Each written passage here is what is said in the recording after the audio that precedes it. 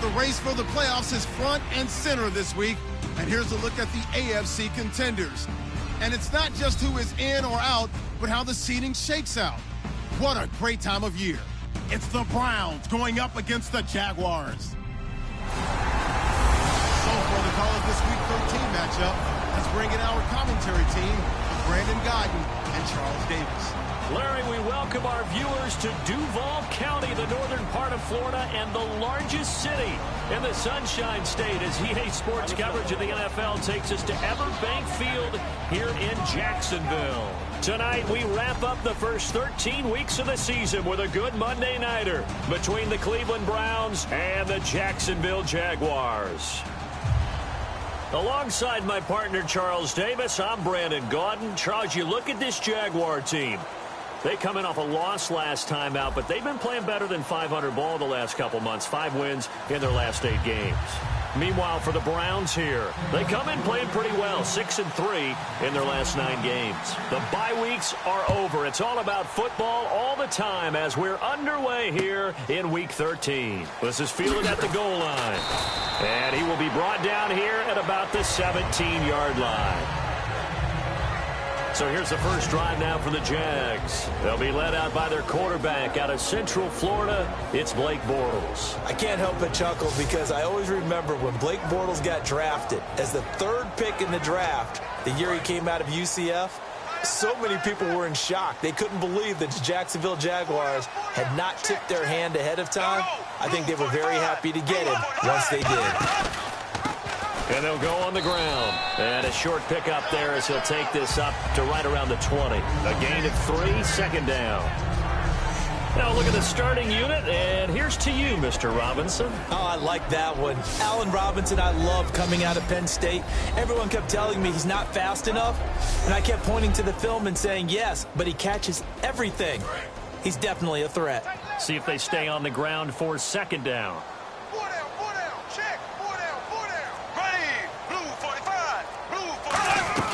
They'll run it now out of the gun.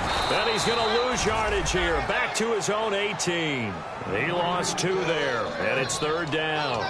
While we know that the identity of this offense is to throw the ball, they've got to run it every so often, if for no other reason than to tamp down the pass rush. They can't let them just tee off and get to their quarterback. And now some motion before the snap. And this will be our first penalty of the night's proceedings. So certainly not the start they were looking for here as they come up on a 3rd and 14.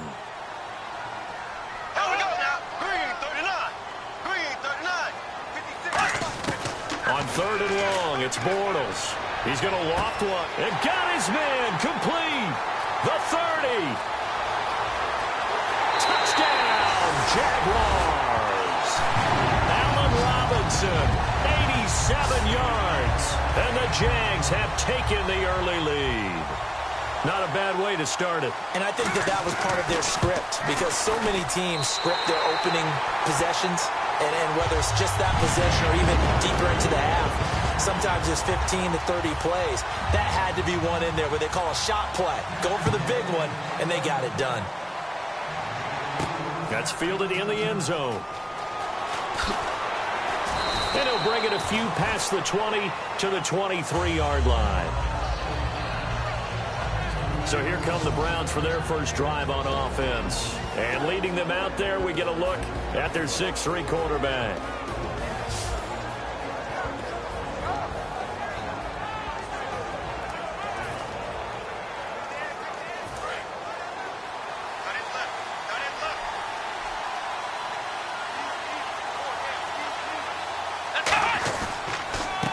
They'll give it to him right up the gut. Officially no gain on the play, and it's 2nd down. The wide receivers, often a very, very talented group, and that's the case here. And they don't mind showcasing it either. Those guys love to be flashy, love to make big plays out in the open field. They will attempt to do so in this game.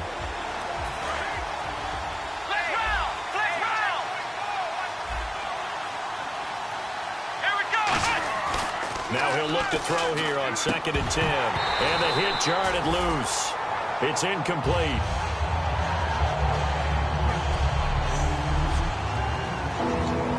So a second down incompletion now brings up third down.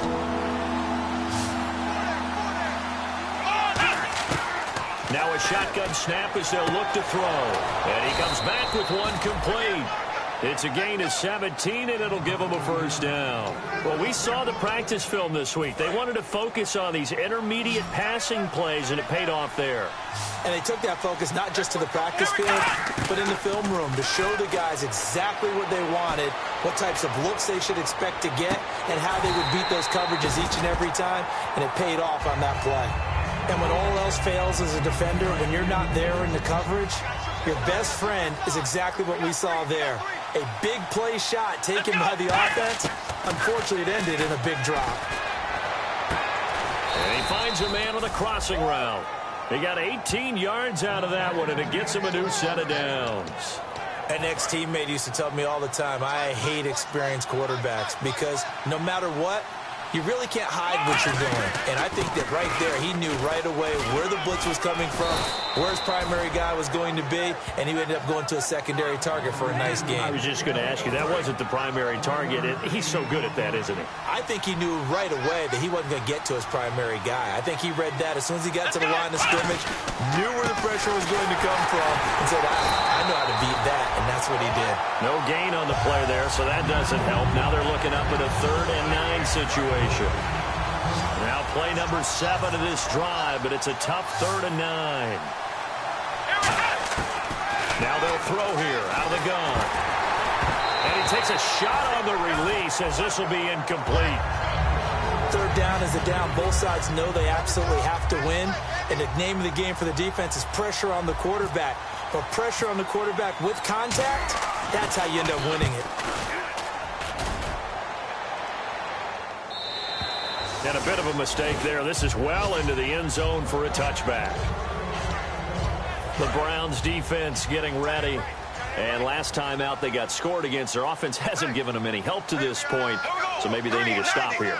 A stop obviously would be nice. Not critical at this stage of the game. But one of the things that you want to find out from your defense, are you really ready to play? After giving up a touchdown on the last drive, let's see if they have a little bit better spark, a little bit better bounce in this series. We'll see if they have that spark and that bounce right here. Let's see what the offense comes with here. 2nd and 8. They'll come out in the pistol. And they'll try the ground game here with the running back. And he's able to plow forward up to about the 29, just shy of the 30. That was a good run, and it got to the 2nd level. And what I mean by that is that's where the linebackers usually play. First level being the defensive front, last level being the secondary. But the strong safety position ended up making the tackle, and oftentimes we call them a hybrid. A combination defensive back, combination linebacker. We saw the linebacker make the stop.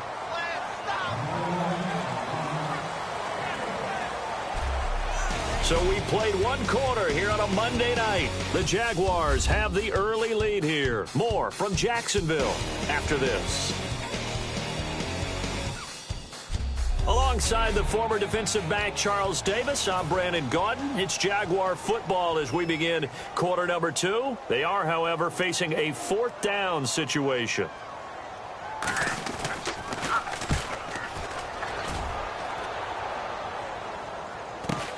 Pulled in at the 24. 12 yards on the return that time. And the Browns will take over 1st and 10. Heading out as the Cleveland offense now as they get set to take over here. And a tight game after punting last time. See if they can get something going on this drive. As they head to the field now, with the game this close, you've got to feel there's a sense of urgency for them going on offense right now. But they have to do it without letting panic creep in and affect their play. They'll give it to him right up the gut. And he's got it up over the 40 to the 41. 5 yards on the carry. Good pickup on 1st down. And that's exactly what you want on a 1st down run. Pick up 5 yards, bring up 2nd and 5. The defensive line, though, they've got to figure out a way to out-leverage the guys up front because the offensive line is winning at the point of attack. He'll drop to throw. And it's a short one here, complete to the tight end. And he'll be taken down across the 50 at the 45 in enemy territory. When you execute a drag or a crossing route really well and give them a chance to let it develop a little bit, you can gain some significant yardage hitting your tight end on that one. Time running out here on the play clock. Play clock down to 2, and we get a signal and a timeout. They'll have 2 remaining as we step aside here in this second quarter.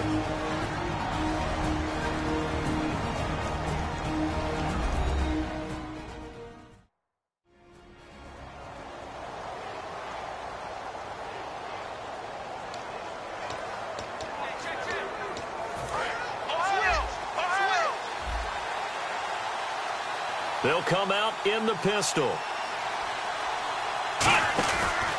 Now a handoff here to his running back.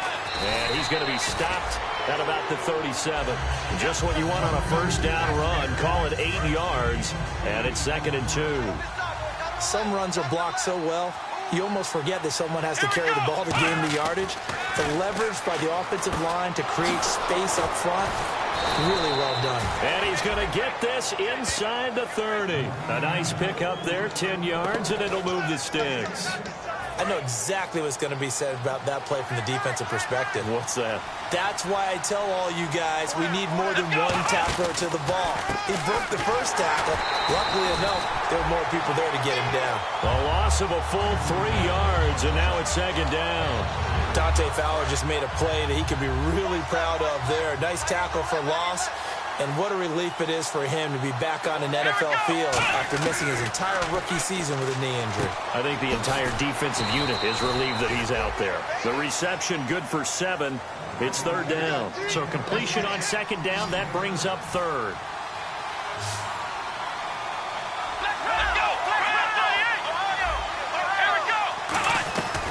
From the shotgun, he'll look to throw. Incomplete. He had his hands on it but couldn't pick it. But it's now 4th down. I know ultimately that feels like a good defensive play, but I know it's really not. They had a chance to keep points off the board. Now they have a chance to kick a field goal by missing that shot. Yeah, especially at this spot in the field. He's got to be upset he couldn't come up with that INT. Well, their offense has struggled for sure, but they get the field goal here and at least get on the board before half. And that's not something we should underestimate, because just getting points on the board can sometimes have a settling effect on a team. Helps them start their comeback. And this will be a touchback as that sails over the end line. And now out come the Jags. That got the lead. Last time had to punt it, though. What's the key to this drive? I think it's leverage. Leverage. Big guys up front. You know the motivational speech on the sideline is, guys, give us an opportunity. Protect the passer, create space for our runners, and let's go ahead and get these guys. Low man wins. Let's go do it on this drive. We'll watch that leverage on this drive. He couldn't quite hold it. Got hit. Ball pops out. Incomplete. Well, they went for the big play there, but that drop could really hurt their momentum. 2nd down following the incompletion.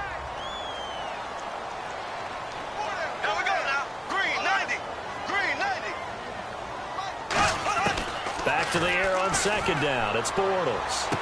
Caught out left side by Robinson. 6 yards is the pickup, and that'll lead to a 3rd down. If you're running out route, it's likely you end up near the sideline. And what did we just see there? Toe tap. You got it. The benefits of practice. Toe tapping, foot dragging, picking it up, and making sure it was a catch. Back now. As I search for my cue card here, there we go. Coming up at halftime, Larry Ridley will join us from Orlando. He'll have highlights and analysis from our first half of play. Well read. Well, thank you. Losing 2 yards that time, and now it's 4th down. Here's Brad Nordman now, as he'll kick it away for the 2nd time. Well, you can see what they wanted to do. They wanted to set up the screen there, but it got blown up. It's hard to run that play if you're not getting a lot of pressure at the quarterback because the space doesn't open up. They were able to read that one and slow it down and stop it before they could get a first down. It's a 47-yard punt, but they did give up 10 on the return. And the offense will come back onto the field for the 1st and 10. And now Cleveland geared up to take the field. And last time able to get 3. It's not what they wanted. They wanted 6, but they got at least something. They mustered something out of the drive. They'll take it. I like the way you've described it. Not ideal, but they'll take it. Anything to put some points on the board. But this time on offense, they don't even want to see the field goal kicker trot on the field. They want that ball in the end zone. Yeah, they'll be going for 6. Back to throw now on 2nd and 10. He's going to flip one out here to his running back. And he's taken down, but not before he gets this into enemy territory across the 40. As we continue to advance in the NFL, as people continue to scout players, they really don't care as much about body types as they care about those guys who can make people miss, run through tackles, and gain all that additional run after catch. Anybody that has that ability, they want them on their team. One of the best routes, one of the favorite routes of any play caller.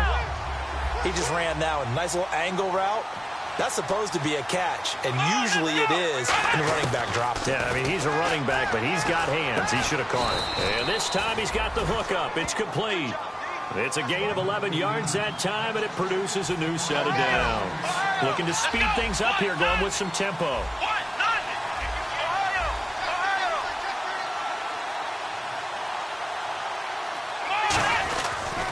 They'll give it to him right up the gut. And able to break one tackle, but then quickly brought down. But a nice little gain. Personal foul. Face mask. Defense. Got the hand caught up in the grill of the face mask. 15-yard penalty. So tough for a defender. You're trying so hard to make a play, and the way that these offensive guys can move around, sometimes your hand gets into the wrong place. He'll look to throw, and he'll take it into the end zone for a Browns touchdown. A great play there in the final seconds of the first half, and the Browns have taken the lead. Well, someone has a sense of the dramatic here, don't they? Scoring this late in the half to take the lead going into the locker room. Now they just don't want to misstep misfortune on the next kickoff because there's still a little bit of time left on that clock. Yeah, you do have to bring that up, don't you? In the NFL, every play is critical. And if you give up something cheap there, all that advantage they just gained goes right out the window. Out is the kickoff unit as they run up and send this one away. And they will not get a chance to return this one as it's through the end zone for a touchback. Hey, 4 down, 4 down. Here we go now. Blue 45. And he'll give it here to his running back. And they're able to get this one across the 35. Now hold everything here. We're going to get a timeout by the offense. So as they take it over, we step aside. Here we go. A final shot before half for Bortles. He's going to float this one deep right side. We have hit halftime. Still 2. So this guy's just sitting there, right? He's got like 30 hot dogs in front of him. And what's that? Apparently we're back. Okay, so Larry's halftime show got cut off. Sorry, we were doing story time here in the booth. We are ready, though, for the third quarter.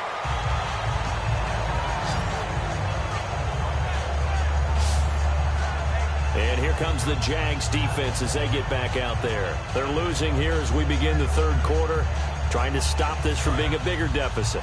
I used to play for a coach who always talked about getting the other team's attention. And in this case, they want to let them know that you're going to do the dictating from here on out, not the other way around. Trying to impose their will as we start the third. And he's going to get this one across the 30-yard line. A nice pickup there of 11 yards, and it'll move the sticks. And defensively, they were in zone coverage there. Do you have to be a little careful? You're losing playing against a good quarterback like he is to not play too much zone? Yeah, you have to be careful about how much time you're giving up. I think it's a good point you just brought up. And that's caught inside the 30. A big play that time for Cleveland. 49 yards. It's bad enough watching all the highlight reels, watching guys in warm-ups, going up and making these incredible one-handed acrobatic catches. But when it happens right in front of you, when you're defending him, that just makes your day that much longer, and you just wonder, how are we ever going to cover these guys?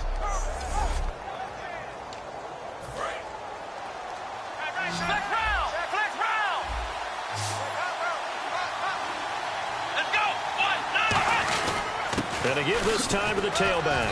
And he'll take this inside the 20 and down to the 18. Give him a couple on the carry there. 2nd and 8. They know that old expression, it's not my night. It hasn't been his so far. I don't know if the legs are a little bit heavy. Sometimes having to hang out all day and play doesn't exactly play to your advantage. But It's been a tough go for him. And every time he looks up, somebody's there defensively. That was the same case on that play. Back to throw. And a quick throw here. That's complete. It's a 10-yard gain there, and it sets him up now 1st and goal. And when you're playing a quarterback with some experience and some moxie, you enter the danger zone when you decide to blitz him, because if he's able to diagnose as he did on that play, he can hurt you downfield. He reads defenses so well, doesn't he? He really does, and the best part about that play for him, I don't think that was his primary target. I don't think so either. I think he had the read, figured out where the blitz was coming from, and went to a secondary target for a really nice gain.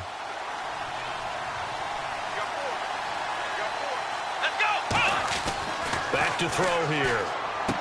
And that's going to be caught for a Browns touchdown. Their dangerous wide receiver. His 4th touchdown on the year. And the Browns add 6 to their lead. On those slants, everything happens so quickly. What makes it work? The timing between the passer and the receiver. In this case, a slant route ordinarily is probably about 3 steps before you go on the slant. In this amount of time, I think it was a 2-step deal. Boom, put his foot in the ground and got inside for the pass. Got inside for the pass, got inside for the catch and the score. The kickoff team on the field now as they will send this one away. This will be taken in at the 1.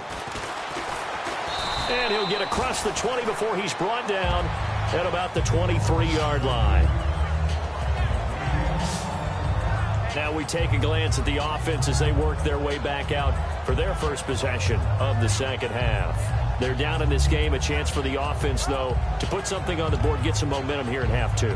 Try and get things kick-started for them. And you know at the half, they discussed how they were going to get that done. This is where scripting comes into play a lot of the time. How many plays do you script coming out of the second half? Most of the time in the first half, you're scripting 12 to 16. I think in the second half, you're really scripting more like 8 to 10. Kind of a starter or an opener, whatever they would. Trying to get it to Robinson, and it's intercepted. A great read, and it's picked off.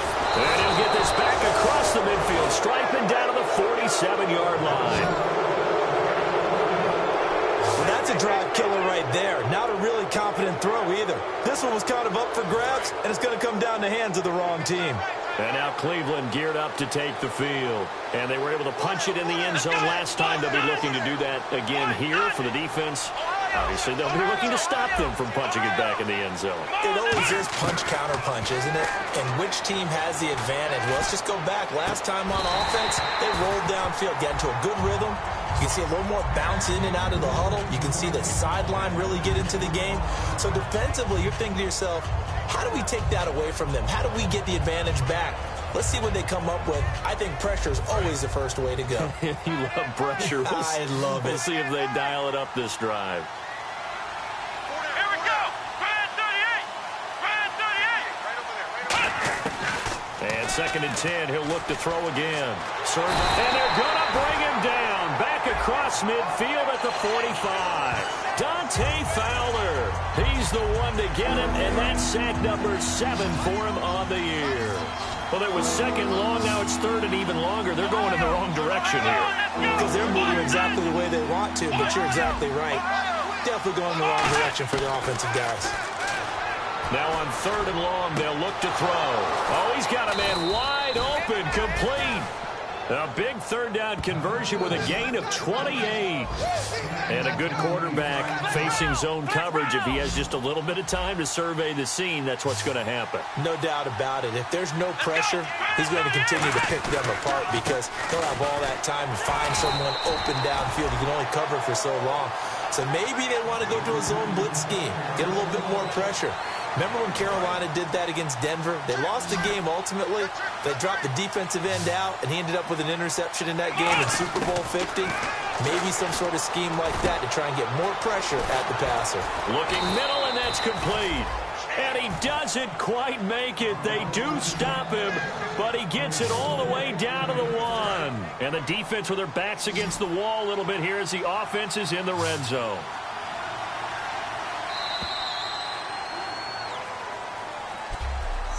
One quarter remains here as we wrap up the week on a Monday night. We'll return with more after this. This is the NFL, and it's on EA Sports.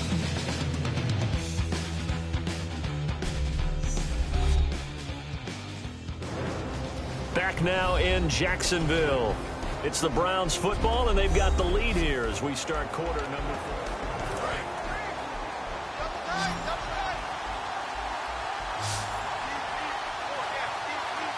Let's go. They'll drop to throw. And it pops free. The collision there jarred the ball loose and brings up second down. After all the preparation, all the practice, a play like that will absolutely break your heart. They had everything they wanted, just unable to complete it. In the end zone, a big-time drop. And this is caught. Touchdown, Cleveland.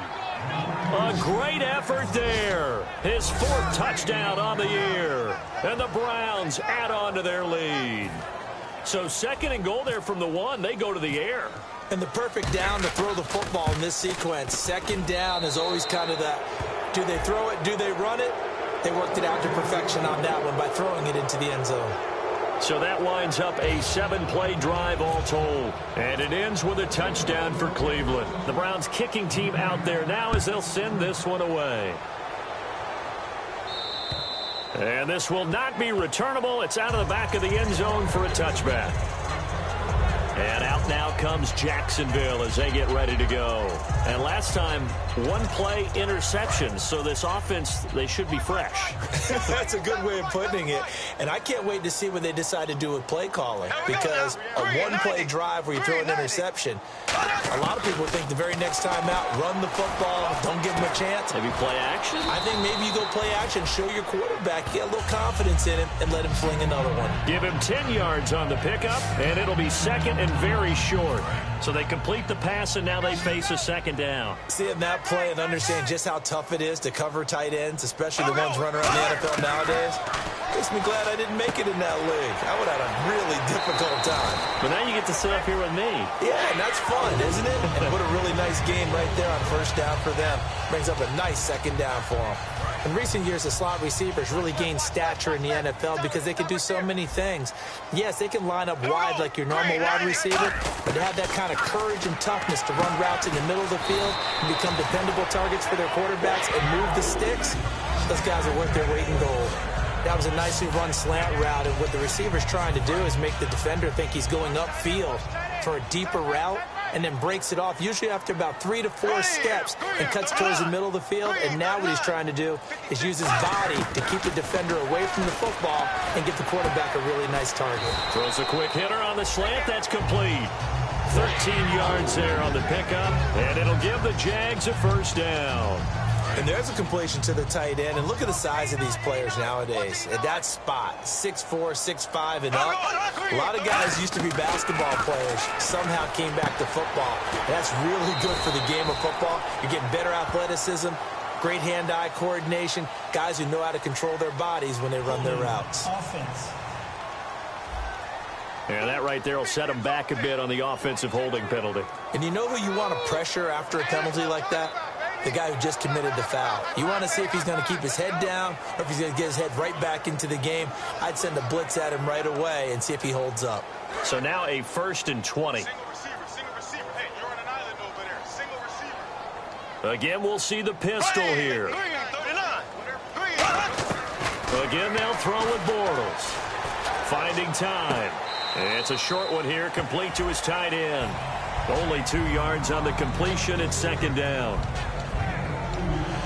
Completed pass play. Now let's see if they go back to the air or to the ground.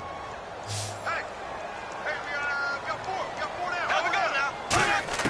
now. Now Bortles again. He's got time. Throwing left side here, and it's complete. That throw good for only a couple. It brings up 3rd down.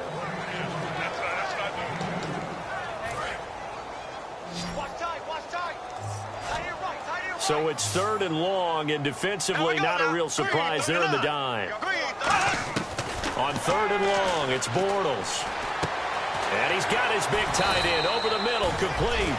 They call it a gain of 19, and it moves the chains.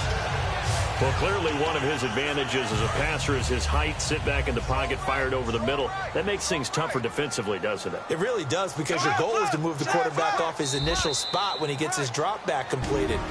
But when you have that type of height, he can stay in there. If he's willing to take the hits, and just fire over the top, which saves him time and actually completes a play a little bit quicker than it normally does for a quarterback who has to slide and find open space to throw.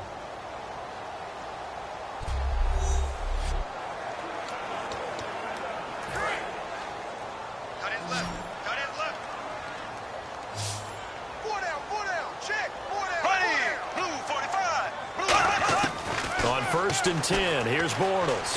And he's going to go down. They sack him back right around the 30. They'll wind up losing 8 on the sack there, and it's second down. They're going to hurry back to the line now. Bortles to throw on second down. It's caught on the right side by Robinson. And he'll get it down this time to the 17.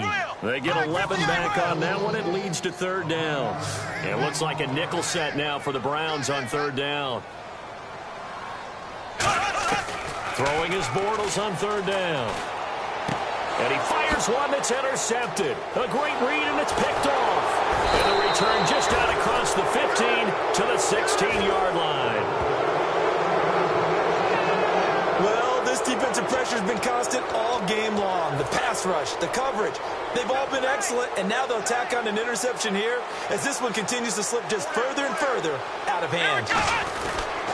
And on the ground they go with a running back. And this has been a recurring theme tonight for sure. Nowhere to run. Back to the line of scrimmage, that's all. They're trying to establish that running game, but they're really, really having trouble, aren't they? Yeah, when you're running against a really good 4-3 defense, that means you've got big guys inside who control things. Those big defensive tackles are making it very difficult to find open space. Back-to-back stops make it third and 10. So back-to-back plays here where he couldn't get anything on the ground. Now you face a third and 10 and assume you're going to try to pass it, right? I would think so, because you've tried to run the ball, and really it didn't matter who got the ball in the play because there was no space to go. So that I think you step back, throw the ball to try and pick up the first down. And they get 10 yards there and convert on third. They like going to him in the slot. He catches another one. I think this comes under the heading of until they stop him, why not go back to it? He has something going really well. Great working relationship with the guy throwing the ball, and they keep making the connection.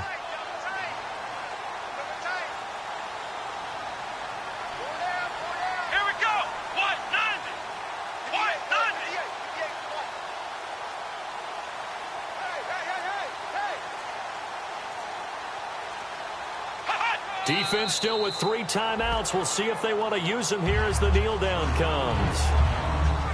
A road win in the National Football League. Charles, you never take that for granted no matter who you're playing, no matter where you're playing. You take it and you run with it. And you know you primed the pump all week in your own home facility. No one thinks we can do this. Only people who believe are right here in this room. And then you go on the road, band together, and get it done. So for the Browns, it's an important win for their playoff hopes as they move to 8-4. And they'll get another road date next week as their opponents will be the Pittsburgh Steelers. Meanwhile, for the Jaguars, they fall to 6-6 now on the campaign. And they'll try to get back to their winning ways next week as they head to Indianapolis to take on the Colts.